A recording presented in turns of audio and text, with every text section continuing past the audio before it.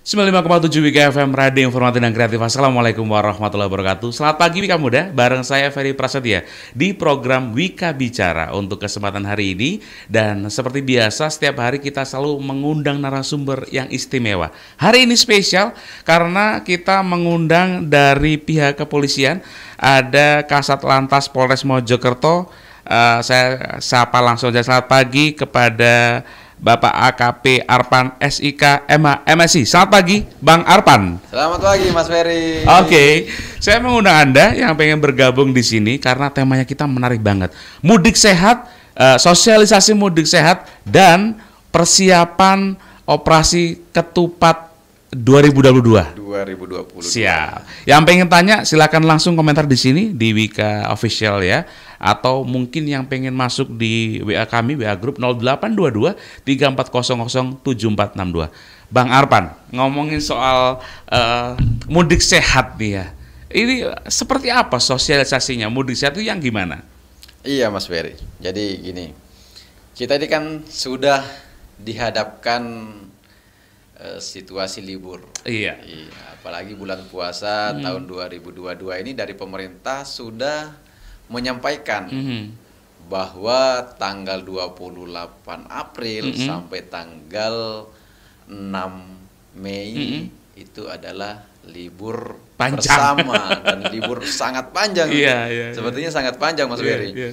Maka dari itu dari pemerintah juga sudah menghimbau. Jadi kami dari Satlantas Polres Mojokerto mewakili dari Polres Mojokerto ini menyampaikan biar masyarakat sampai tingkat bawah seluruh masyarakat paham, tahu bahwa tahun ini diperbolehkan mudik dengan satu syarat. Nah, syaratnya apa, Bang Arpan? Dengan satu syarat.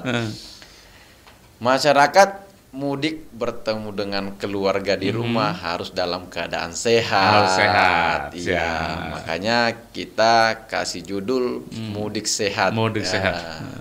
Caranya gimana? Ada persyaratan khusus terkait masalah vaksin. Oke. Nah, semua masyarakat boleh mudik. Baik yang sudah divaksin 1, vaksin 2 maupun booster boleh, semuanya mudik, tidak ada larangan. Cuman perbedaannya masyarakat yang sudah vaksin 1 ini harus menunjukkan surat kesehatan atau hasil PCR minimal 3 kali 24 jam sebelum keberangkatan. Kalau untuk vaksin kedua sama PCR juga boleh. Antigen boleh. Nah, kalau antigen kan lebih mudah ya, Mas Ferry ya. Iya. Ngurusnya lebih mudah. Lebih cepat juga. Iya, lebih cepat juga. Ada lagi lebih mudah. Apa itu? Yang sudah vaksin booster. Tidak perlu menunjukkan apa-apa. Tinggal peduli lindungi ya. Iya, tinggal peduli lindungi. Siap. Nah itu, makanya kami harapkan masyarakat untuk mudik tahun ini silakan dipenuhi. Kalau bisa sih, kalau bisa booster aja. Kita dari kepolisian sudah menyiapkan tempat vaksinasi di Polres terbuka 24 jam. Wah. Iya, terbuka 24 jam. Di masing-masing polsek juga dilaksanakan tiap hari selama bulan suci Ramadan ini, Mas Ferry. Kita laksanakan sampai malam hari. Iya, sampai malam hari. Nggak ada batas waktu. Ini untuk memberikan kenyamanan sama menjamin kesehatan masyarakat sebelum mudik semuanya. Baik. Bang Arpan, kalau saudara-saudara kita yang dari jauh karena mungkin dulunya sebelum di Mojokerto mungkin kerja di mana di luar Mojokerto gitu ya. Biasanya pulang pakai motor terus boncengan 3 bawa anak 3, sehat nggak, Bang? Wah, ini kalau kita lihat hal seperti itu, kalau ngomong sehat sepertinya tidak sehat, Mas Ferry ya. Iya. Cuma dari segi pandangan perilaku seperti itu kita berbicara lagi etika berlalu lintas. Iya. Kita sudah paham sebenarnya, semua orang sudah paham bahwa motor itu digunakan maksimal 2 orang ya. Betul, Bang. Maksimal 2 orang. Ya, etikanya untuk penggunaan sepeda motor cukup 2 orang. 2 orang saja ya. Cukup 2 Demi orang keselamatan saja. bersama begitu ya. Betul. Karena mudik ini ditunggu keluarga ya, Bang ya. Iya. Bang, soal ruas jalan nih, Bang. Saya pengen tahu nih, Bang Arpan. Sebagai Kasat Lantas Polres Mojokerto begitu ya. Dari pantauan Bang Arpan, di ruas arteri jalur provinsi atau nasional seperti apa nih, Bang? Iya. Kita di Mojokerto ini banyak tipe jalan ya. Ada jalur nasional yang cukup panjang ya. Iya. Panjang sekali jalur nasional di Mojokerto ini. Ada jalur provinsi ya juga lumayan cukup panjang. Terus jalan kabupaten. Ya untuk jalan tipe jalan tersebut memiliki perbedaan atau memiliki kapasitas ya. Kalau khususnya untuk jalan nasional memang kita cukup panjang mulai dari exit tol Penompo sampai arah Trowulan masuk Jombang.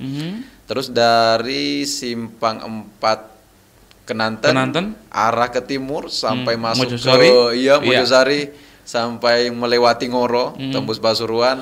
Nah, ini kita pastikan sudah koordinasi dengan instansi terkait juga, sudah koordinasi dengan Disub, PUPR. Dan ini kita sudah sepakat 1 minggu paling telat. Kalau bisa 15 hari sebelum Lebaran semuanya clear. Jalan berlubang sudah ditutup, jembatan yang dianggap kurang safety kita safety-kan. Ini sudah pengerjaan terus. Terutama jalan nasional di daerah Bangsal itu ada jembatan sedikit berlubang sudah diperbaiki. Di Trowulan jalan berlubang juga sudah mulai ditutup. Kita maksimalkan sebelum Lebaran sudah siap semua. Sebelum masyarakat mudik kita siapkan semuanya. Alhamdulillah. Jadi ini benar-benar sudah dipersiapkan matang-matang supaya siapapun Anda pengguna jalan tetap bisa safety gitu ya, Nada? Safety. Dan ngomongin soal menjelang Lebaran ini, Dan. Biasanya kan di semua ruas jalan terutama untuk provinsi ada penutupan untuk yang gang tikus. Nah, ini gimana nih, Dan? Gang tikus. Ya, gang tikus. Biasanya yang menutup gang tikus ini masyarakat sendiri ya. Masyarakat sendiri. Cuman kita ada beberapa alternatif, ada beberapa rekayasa lalu lintas untuk mencegah kemacetan yang lebih parah. Yang lebih parah. Khususnya karena ini tahun 2022 mudik sudah bebas. Pertama kali dibuka ya? Iya, pertama kali setelah pandemi gini, Mas. Betul. Pertama kali setelah pandemi. Nah, kita akan laksanakan rekayasa lalu lintas di hari H, mungkin di siang hari sampai H+1 atau H+2, mulai dari simpang 4 Mertek keluar exit tol Penompo sampai arah Jampirogo, sampai pertigaan Jampirogo arah Trowulan. Nah, ini kita laksanakan sistem buka tutup atau kontraflow. Kontraflow. Waktunya tidak lama, kita cuma butuh waktu 10 menit sekali tarik. Nah, kontraflow sistemnya kita apabila kendaraan dari arah Surabaya, arah Sidoarjo cukup padat, di Jampirogo sementara kita alihkan dulu masuk ke kota, ke Era Basuni. Iya, untuk kendaraan kecil. Untuk kendaraan kecil kita masukkan ke Era Basuni. Yang besar-besar yang mau masuk tol kita sekat sementara sekitar 10 menit. Kita tarik kendaraan dari Surabaya dan Sidoarjo. Kita tarik seluruhnya. Jadi one way, satu arah dari utara ke selatan. Kita tarik seluruhnya, butuh waktu sekitar 10 menit. Setelah lepas Jampirogo, gantian yang dari Jampirogo kita tarik arah masuk tol maupun arah ke Sidoarjo. Baik, terima kasih. Saya masih mengundang Anda yang pengen bergabung dengan kami bersama dengan Kasat Lantas Polres Mojokerto, ada Bang Arpan. Silakan, monggo. Komen di WA boleh, di YouTube juga boleh ya. Tapi begini Bang Arpan, ketika ini adalah pertama kali pemerintah memberikan lampu hijau dan dalam tanda kutip untuk bisa berlebaran bersama-sama, ini dalam pikiran saya pasti masyarakat itu akan crowded begitu dan ya, di jalan raya untuk unjung-unjung dan sebagainya dan soal disiplin berlalu lintas dan himbauannya seperti apa? Iya, ini kita himbau Mas Ferry, disiplin berlalu lintas, terus etika berlalu lintas. Kita di Mojokerto mulai dari bulan Januari ada namanya penindakan elektronik. Tilang elektronik ini dan ya? Iya, tilang elektronik. Masyarakat sering membicarakan di media sosial terkait dengan ETLE.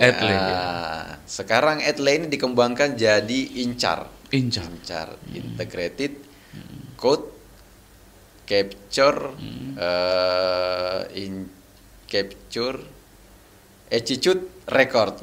Berarti ada sifat juga ya. Iya, sifat masyarakat ini yang di capture.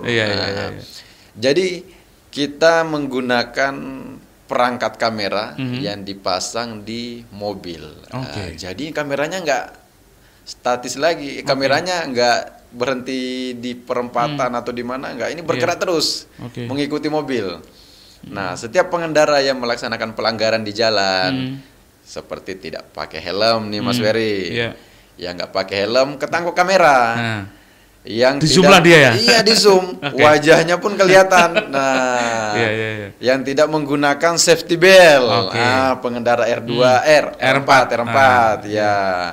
Terus yang menggunakan handphone saat berkendara, baik menggunakan mobil, walaupun menggunakan motor, ini akan tertangkap kamera ini.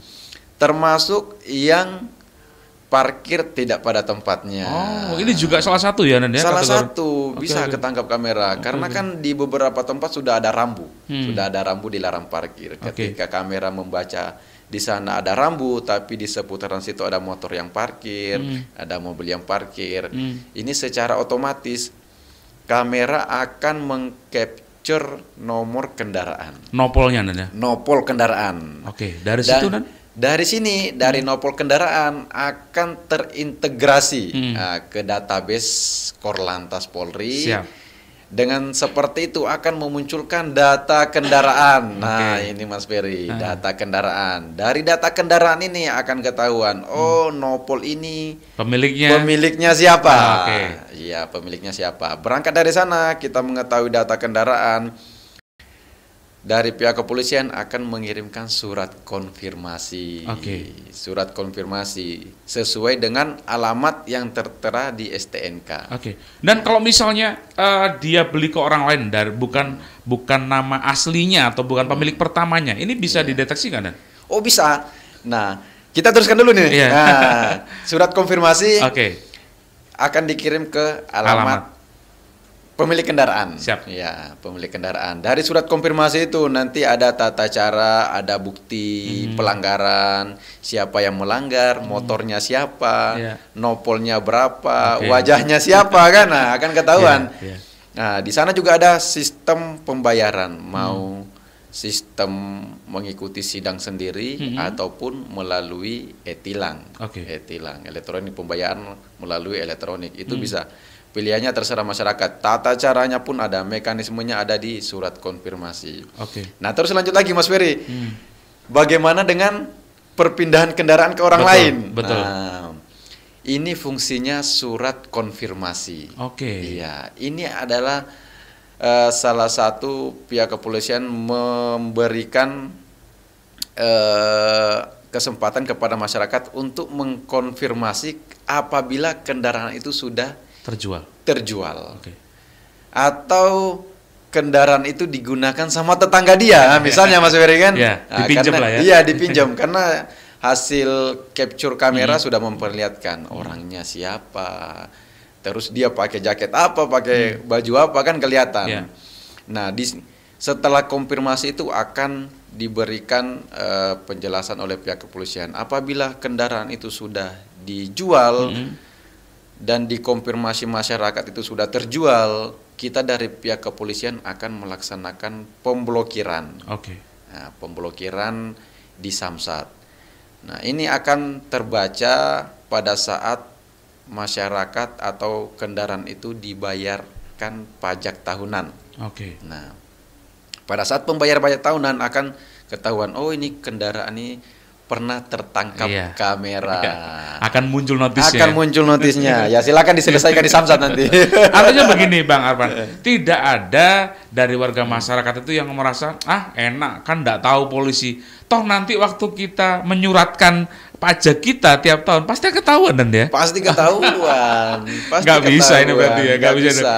Dan ini kalau misalnya kamera selalu nempel di mobil, artinya bukan pakai kinerja manusia, tapi pakai robot, dan itu nggak bisa ditolerir, Dan ya. Nggak bisa ditolerir. Polisi yang ketangkap pun ya harus nurut, mau nggak mau. Iya. Karena buktinya jelas. Oke. Jadi ini untuk berdisiplin lalu lintas kita semuanya Wika Muda, ketika e-tilang ini diterapkan kapan, Dan? Sudah diterapkan mulai dari bulan Januari 2022. Oke. Untuk saat ini masih himbauan atau sudah tindakan? Sudah tindakan. Sudah tindakan ya? Kita mulai Februari sudah mulai penindakan. Makanya kita juga kesempatan besar ini bergabung sama Mas Ferry. Kita himbau kepada seluruh masyarakat ya. Siap. Terutama mak-mak ini, Mas Ferry. Ini terutama mak-mak. Seru ini mak-mak ini. Sen kiri, beloknya kanan. Dan himbauannya gimana nih mak-mak nih? Gini Mas Ferry, itu terkait masalah perilaku berkendara atau etika berkendara. Ini memang kita harus gencar-gencarkan kepada masyarakat, terutama kepada mak-mak ini. Etika berkendaraan sangat luas. Kita ngomong etika berkendaraan. Jadi mulai dari safety-nya kita sendiri, penggunaan helm, terus masyarakat yang menggunakan mobil harus pakai safety belt, terus menghindari perilaku-perilaku yang merusak konsentrasi merusak konsentrasi banyak, berbicara berlebihan, menggunakan handphone. Terus melihat kejadian-kejadian yang di pinggir jalan terlalu lama, akhirnya konsentrasi. Nggak fokus. Nggak fokus. Bisa juga bapak-bapak yang melihat wanita cantik terlalu lama, bahaya juga. Kan? Bisa jadi kecelakaan. Bisa jadi kecelakaan. Okay. Terutama yang menggunakan alkohol dan obat-obat terlarang ini sebisa mungkin dihindari. Iya, balik lagi nih, mak-mak ini. Jadi kita himbau memang kepada seluruh masyarakat termasuk mak-mak, etika berkendaraan sangat luas. Mulai dari penggunaan sen, terus mulai dari penggunaan rem. Ini etika memberikan sen, etika menggunakan rem. Ini selain menyelamatkan kita sendiri, juga menyelamatkan pengguna jalan lainnya. Contohnya gini, kata Mas Ferry tadi, mak-mak mau belok ke kiri tapi sennya ke kanan. Nah, ini sangat berbahaya. Apabila dari belakang ada kendaraan cepat, yang masyarakat sudah paham etika berlalu lintas, oh dia sen kanan, berarti dia harus belok ke kanan. Ternyata mak-mak ini belok kiri, pasti akan terjadi kecelakaan. Contoh kecilnya seperti itu. Nah, makanya ketika terjadi kecelakaan, mak-maknya celaka, orang lain juga ikut celaka, seperti itu Mas Ferry. Ini viral di media sosial dan saya pengen sedikit mengungkapkan kepada Bang Arpan ya. Ada emak-emak ditilang itu sampai didorong sama Pak polisinya. Dianya duduk di belakang gini. Dan sambil ngomel-ngomel gitu, Bang Arpan. Bang Arpan, ini memang mindset dari emak-emak itu memang nggak mau dikalahkan atau memang seperti apa supaya bisa mengantisipasi gitu, Bang Arpan? Ya sulit menjelaskan. Ini kita main perasaan jadinya. Jadi hati-hati ya. Iya, ini akhirnya main perasaan. Tapi itu hanya contoh kecil Mas Ferry. Maksudnya di Mojokerto ini, terutama di Indonesia ini, hanya bahasanya hanya oknum saja. Kami yakin dan percaya emak-emak di Mojokerto itu bisa patuh gitu. Iya, patuh semua. Patuh semua. Buktinya kemarin saya bagi sembako yang datang emak-emak yang banyak. Yang banyak emak-emak. Jadi sebenarnya emak-emak ini banyak sayang sama polisi. Oke. Saya pengen memberikan pertanyaan kembali kepada Bang Arpan, tapi saya juga memberikan kesempatan buat Anda yang pengen bergabung. Di 0822-3400-7462, saya sudah ada yang sudah masuk. Saya pengen menyapa kepada Mas Soleh yang ada di Mojokerto, ingin menanyakan, Mas Ferry, kalau misalnya operasi ketupat itu kategorinya apa saja? Sepeda motor kah atau mobil aja? Terima kasih, Bang Arpan. Ini kategori apa, Mas Ferry? Untuk operasi penindakan. Iya, penindakan. Untuk penindakan kita semuanya. Ya namanya penindakan yang melanggar. Yang melanggar otomatis. Yang melanggar terutama yang melanggar kasat mata. Nah, kita juga di Mojokerto dengan adanya Injar tadi, penindakan secara elektronik menggunakan kamera, kita penindakan secara langsung sudah berusaha kita hindari. Karena tugas kita juga banyak Mas Ferry ya. Apalagi di operasi ketupat nanti harus petugas sedikit warganya banyak gitu ya.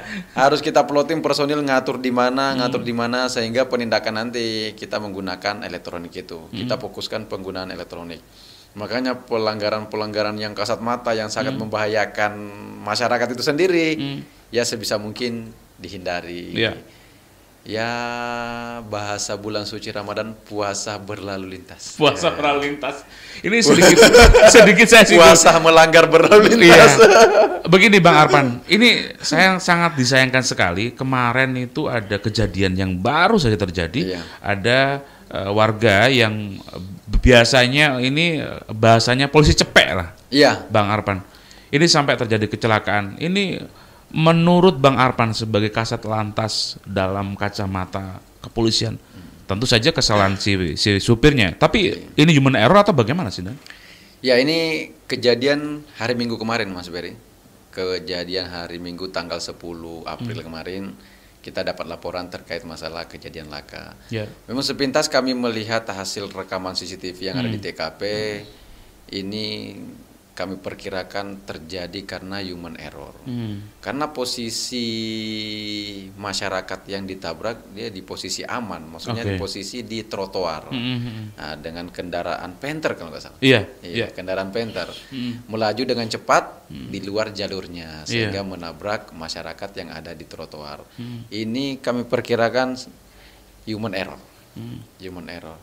Ini kalau biasanya kelelahan, ngantuk, harusnya seperti apa nih, Bang Arpan? Iya. Nah, ini balik lagi masalah konsentrasi kan? Atau jangan-jangan lihat mama tadi ya? Iya. Masalah konsentrasi. Memang masyarakat kita himbau kepada seluruh pengendara. Kalau sudah mulai lelah, mata sudah mulai sayup-sayup, berhenti aja, berhenti. Warung kan banyak. Kami pikir di sepanjang jalan di Mojokerto ini ataupun di luar Mojokerto sudah banyak warung, sudah banyak rumah makan. Istirahat pun bukan harus di warung, bukan harus di rumah makan.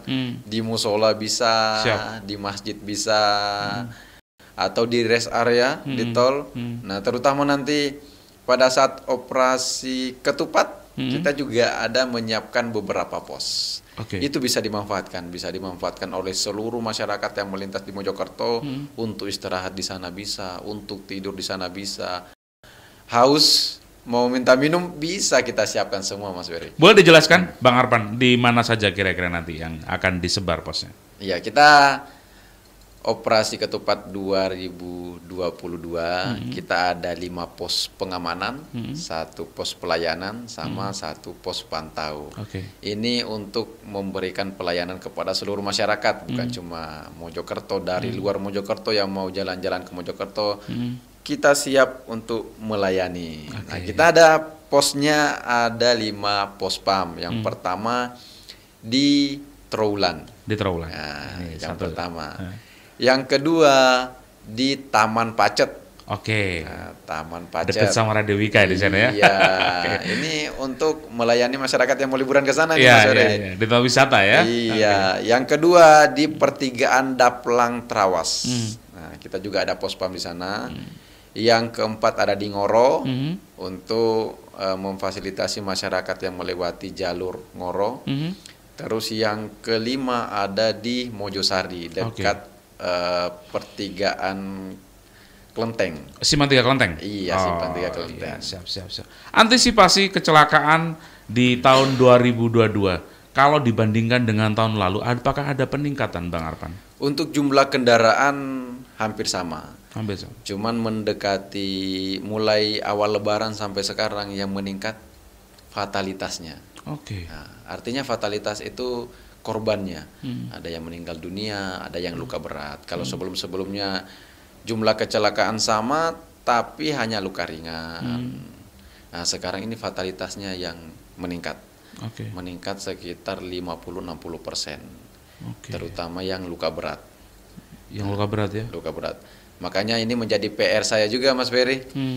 Harus meningkatkan kehadiran anggota Polri di lapangan, baik itu pengaturan di jalan, baik di pagi hari, siang hari, sore hari, di jam-jam di mana masyarakat mobilitasnya sangat tinggi, masuk kantor, pulang kantor, atau keluar mencari makan siang. Nah, ini harus kita perhatikan situasi jalan, jam-jam berapa sangat ramai, itu kita fokuskan untuk melaksanakan pengaturan, termasuk patroli. Nah, mudah-mudahan dengan kehadiran kami, masyarakat lebih hati-hati Ya, karena ada Pak Polisi, hati-hati.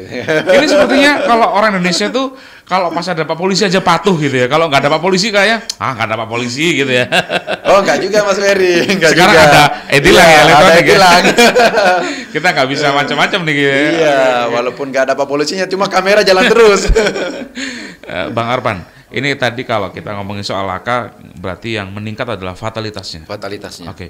Tapi kalau dari pelanggarannya, saya pengen tahu Bang Arpan, yang didominasi ini dari usia berapa, range-nya begitu untuk pelanggarannya, terus lebih banyak ibu-ibu atau bapak-bapak?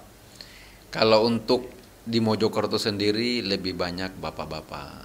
Range umur bulan kemarin antara umur 30 sampai 45. Oke. Dan ini rata-rata banyak pegawai kantoran. Pegawai kantoran, terus pegawai perusahaan. Iya, dan waktu kejadian yang paling banyak itu di pagi hari. Di pagi Mas hari. Ferry, iya di pagi hari, mulai pukul 6.00 sampai jam 9.00. Mungkin di waktu-waktu ini banyak mobilitas masyarakat mau kerja, terus mau nganter anak sekolah, sehingga arus lalu lintas memang sangat padat di jam-jam itu, sehingga banyak terjadi kecelakaan. Fatalitas kecelakaan berubah. Nah, kalau jumlah kejadian laka lantasnya di antara jam 6 sampai jam 9 pagi, namun untuk kejadian laka yang fatalitasnya sangat tinggi, luka berat maupun meninggal dunia, ini berpindah di siang hari maupun di malam hari. Ya, kejadian yang di siang hari dan kejadian di malam hari, kebanyakan korbannya luka berat, ada yang meninggal dunia. Iya. Seperti itu. Baik. Di bulan Ramadan yang penuh berkah ini memang kita sengaja mengundang Bang Arpan dan juga teman-teman kepolisian yang lainnya sekarang lagi pantau juga di program Wika Bicara bareng kita berdua gitu Bang Arpan. Iya, ini saya sedikit singgung soal attitude Bang Arpan. Attitude. Dalam berkendara kita tentunya ingin selamat, makanya kita selalu mempersiapkan diri biar selamat, orang lain juga selamat gitu dan Iya. Nah, tapi kita sedikit singgung soal adik-adik kita yang balap liar. Bang Arpan, ini gimana nih Bang Arpan? Siap. Nah, ini kita dari Satlantas Polres Mojokerto tiap malam melaksanakan patroli ini. Cuman masyarakat ternyata lebih pintar. Gimana nih Bang? Lebih pintar, dia membaca jam-jam patroli dari kepolisian. Sehingga kita harus juga lebih pintar juga ini. Iya. Nah, banyak masyarakat, banyak anak-anak yang umur SMP, SMA yang melaksanakan balap liar. Kita ada 2 lokasi Mas Ferry yang sering digunakan balap liar. Yang pertama di Lekong Trawulan, yang kedua RA Basuni Soko. Nah, ini 2 tempat ini kita fokuskan untuk meningkatkan kegiatan patroli Harkamtibmas untuk menghindari masyarakat yang balap liar. Ini kita laksanakan kenapa? Karena dampak dan efeknya sangat besar. Efeknya untuk masyarakat yang tidak melaksanakan balapan juga ada. Kayaknya contohnya Mas Ferry juga ini. Lewat aja disuruh cepat-cepat mungkin. Mas, cepat Mas. Iya. Apalagi pengguna jalan yang sama begitu. Iya. Itu padahal kita pengguna jalan yang tertib aja digituin ya. Iya. Nah, terus yang kedua dampaknya untuk dia sendiri ketika terjadi laka lantas. Itu efeknya pasti sangat fatal. Minim luka berat sampai meninggal dunia. Nah, ini makanya kita himbau terutama bapak sama emak-emak ini. Bapak-bapak sama emak-emak yang ada di Mojokerto untuk meningkatkan pengawasan terhadap anaknya. Terutama yang di rumah ada motor yang kelihatannya kurang pantas, mungkin bannya kecil, knalpotnya suaranya bising, balobrong gitu terus kapnya sudah dipreteli semua kan. Nah, ini orang tua harus peka. Anaknya digunakan untuk apa motor ini kan? Harus peka. Harus mengawasi anaknya ketika keluar malam, dia kemana. Terus pergaulannya dengan siapa, ini harus diawasi. Karena kita dari pihak kepolisian hanya bisa mencegah, namun mengobati yang paling mujarab itu dari orang tua masing-masing. Pengawasannya ya. Iya. Tapi begini Bang Arpan, kalau punya keahlian mungkin dalam bidang balapan dan sebagainya, alangkah baiknya mungkin disalurkan yang positif atau seperti apa Bang Arpan? Orang yang balapan sudah punya arena masing-masing. Oh, iya. Ini dijelaskan sama Bang Arpan. Yang hobi balapan sepertinya sudah paham di mana harus balapan, ya bukan kan? di sirkuit jalan raya gitu ya. Bukan jalan raya. Udah punya sirkuit masing-masing. Yang on road, balapan yang on road atau maksudnya di aspal itu ya ada tempatnya sendiri. Balapan yang di hutan ada tempatnya sendiri. Bang Arpan, dengar-dengar katanya untuk mengantisipasi untuk adik-adik kita yang balapan liar ini katanya akan dipasang speed trap. Speed trap itu sudah dipasang atau belum, Bang Arpan? Ini bertahap Mas Beri. Kita sudah koordinasi juga dengan PUPR, dengan Disub. Untuk tempat yang pertama sudah di Lekong, sudah. Kita sudah memasang speed trap yang cukup banyak sehingga 1 bulan terakhir ini nihil. Efektif berarti ya? Efektif berarti. Era Basuni kapan nih Bang? Era Basuni sudah terpasang 2 speed trap. Cuma kami anggap ini masih kurang karena masyarakat yang balap liar bergeser sepertinya ke arah utara untuk menghindari speed trap. Makanya kita koordinasi terus dengan Disub, koordinasi terus dengan PUPR karena RA Basuni ini banyak kantor pemerintahan, Mas Berry. Iya. Jadi jangan sampai wilayah kantor pemerintahan dijadikan ajang trek-trekan oleh masyarakat maupun adik-adik kita. Iya, oke. Bang Arpan tentunya akan selalu melakukan suatu inspeksi begitulah ya, supaya pengguna lain juga merasa aman. Bang Arpan, monitoringnya ini bagaimana Bang Arpan? 1 bulan sekali, 2 bulan sekali, atau 3 bulan sekali Bang, dalam rangka untuk membuat kenyamanan orang berkendara Bang? Ini monitoring nggak perlu ditanya ini Mas Ferry sepertinya, karena kita laksanakan tiap hari. Iya, tiap hari. Kita di Satlantas itu melaksanakan ANEF tiap hari Mas Ferry. ANEF tiap hari terkait dengan kegiatan yang kita laksanakan kemarin sama 1 hari ini kita bandingkan, mulai dari pengaturan pagi, terus kegiatan sosialisasi yang dilaksanakan unit Kamsel Satlantas, terus penindakan yang dilaksanakan oleh rekan-rekan Satlantas yang ada di lapangan, anggota Turjawali, terus banyaknya LP yang masuk yang ditangani oleh unit Laka terkait dengan kejadian Laka Lantas. Ini kita ANEF terus, mulai dari tempatnya, tempat penilangan, tempat kejadian Laka Lantas, terus sasaran sosialisasi, ini kita ANEF terus. Besok kita berpindah lagi. Nah, sehingga dengan seperti itu kita bisa mengambil jalan keluar atau bisa memprediksikan cara bertindak di kemudian hari atau di besok harinya. Jadi harus kita ANEF terus tiap hari. Kalau 1 minggu sepertinya kurang efektif. Jadi kita laksanakan tiap hari. Kalau tugasnya banyak ini. Bang, ini ada yang tanya Bang, dari Mbak Rani di Benteng Pancasila. Untuk atribut baik mobil atau sepeda motor yang pakai strobo ataupun yang lampu bisa menyorot ke mata tuh kayaknya langsung blar-blar gitu. Ini ada tindakannya atau gimana nih? Terima kasih Mbak Rani Erviana. Iya, strobo kami tekankan lagi itu dilarang. Dilarang bagi masyarakat umum. Nah, karena strobo sendiri ada penggunaan sesuai dengan instansi masing-masing. Ada standar penggunaan.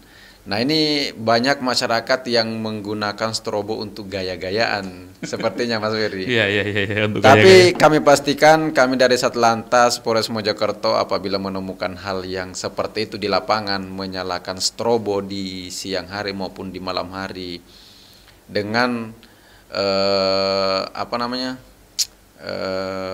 tanpa alasan tertentu. Tanpa alasan tertentu, ini kita pasti akan melaksanakan penindakan. Itu salah satu pelanggaran berlalu lintas karena mengganggu konsentrasi pengguna jalan lain.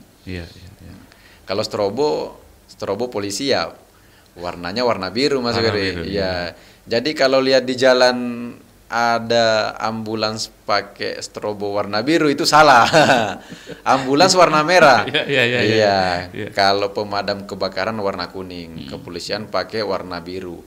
Di luar itu tidak diperbolehkan, apalagi masyarakat umum yang menggunakan strobo. Oke. Saya kembali lagi masuk di WA kembali Bang Arfan. Ini coba saya buka. Kalau tadi ada Mbak Rani, sekarang saya pengen menyapa untuk Mas Kris Biantoro yang ada di Daleman Sukomo, Mojokerto. Saya ingin menanyakan, kalau misalnya ada penindakan ketika operasi itu ada di nopol embel-embel instansi, ini sepertinya hukumnya gimana sih, Pak Polisi? Terima kasih. Iya. Embel-embel instansi, setiap instansi dia punya nomor dinas masing-masing. Nah, ada nopol sendiri. Ada nopol sendiri, ada kode masing-masing. Bukan cuma instansi kepolisian, bukan cuma instansi TNI, tapi instansi pemerintahan lainnya dia juga punya nopol khusus. Nah, namanya nopol khusus. Itu diperbolehkan. Yang nggak diperbolehkan masyarakat umum yang memasang embel-embel instansi. Nah, ini yang nggak diperbolehkan. Ini yang saya tanya, Bang Arfan, mereka dapatnya dari mana ya? Atau semacam kayak stiker gitu, Bang Arfan? Iya, ini saya dari beberapa pengalaman Mas Ferry ya.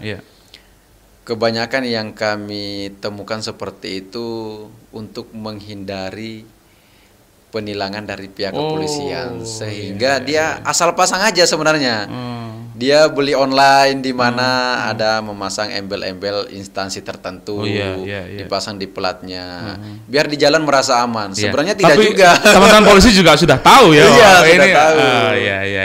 Jadi ini nggak masalah sebenarnya. Anda yang mau merasa ingin mengelabui, jangan salah. Gitu ya. Bang Arfan, terakhir di program kita di Wika Bicara ini, Bang Arfan, himbauan yang disampaikan kepada warga masyarakat supaya Lebaran ini benar-benar sukses, mereka bisa berdisiplin berlalu lintas, mereka sehat ya, mudiknya sehat. Ini bagaimana Bang Arfan? Ya Mas Ferry, kami dari Satlantas Polres Mojokerto mewakili Polres Mojokerto ini memberikan himbauan kepada seluruh masyarakat, baik masyarakat Mojokerto maupun di luar Mojokerto. Kita sama-sama mensukseskan mudik yang cukup panjang ini. Dengan cara melengkapi dosis vaksinasi, kalau bisa sampai dosis booster. Ya, yang memudahkan masyarakat tidak perlu lagi melaksanakan swab antigen maupun PCR. Nah, itu yang pertama. Yang kedua, kami ajak kepada seluruh masyarakat untuk memperhatikan etika berlalu lintas, karena ini sangat berpengaruh terhadap etika berlalu lintas saat mudik nanti. Kita tidak melarang mudik menggunakan R2 maupun R4 maupun bus, naik kereta maupun naik pesawat, terserah, pilihan ada di tangan masing-masing. Namun kami ingatkan selalu bahwa keselamatan kita sendiri itu yang bisa menjaga hanya kita sendiri. Silakan perhatikan etika berlalu lintas, terutama yang menggunakan R2, penggunaan helm, batas kecepatan, menghindari penggunaan obat-obat terlarang, atau menggunakan alkohol, terutama yang sopir-sopir bus ini, sopir-sopir bus yang operasionalnya di malam hari, menghindari ngantuk dan sebagainya, sehingga mengkonsumsi hal-hal seperti itu. Ya kami ingatkan, hindari, karena akan memberikan efek yang sangat luas, baik efeknya sekarang maupun di masa tua nanti. Bang Arfan, soal tilang elektronik. Iya. Untuk tilang elektronik ini akan kita laksanakan tiap hari, jamnya pun tidak kita tentukan. Siap, terima kasih. Iya, jamnya tidak kita tentukan, 24 jam akan berputar, baik di malam hari, di pagi hari, siang hari, sore hari akan jalan terus. Jadi kami berikan peringatan, Mas Ferry, kami berikan peringatan kepada seluruh masyarakat untuk tertib berlalu lintas tanpa ada kehadiran kepolisian, karena kehadiran kepolisian akan digantikan dengan kehadiran kamera. Kehadiran kamera yang sewaktu-waktu akan menangkap semua pelanggaran, semua sifat-sifat pelanggaran yang dilakukan di jalan raya. Oke. Bang Arman, thank you. Luar biasa informasinya. Semoga sukses untuk tugasnya dan kita selalu memberikan acungan jempol yang luar biasa kepada Polri. Bravo Polri, semoga sukses untuk mudik sehat dan juga Lebaran 2022. Saya Ferry Prasetya, terima kasih. Wassalamualaikum warahmatullahi wabarakatuh. Sampai jumpa. Dadah.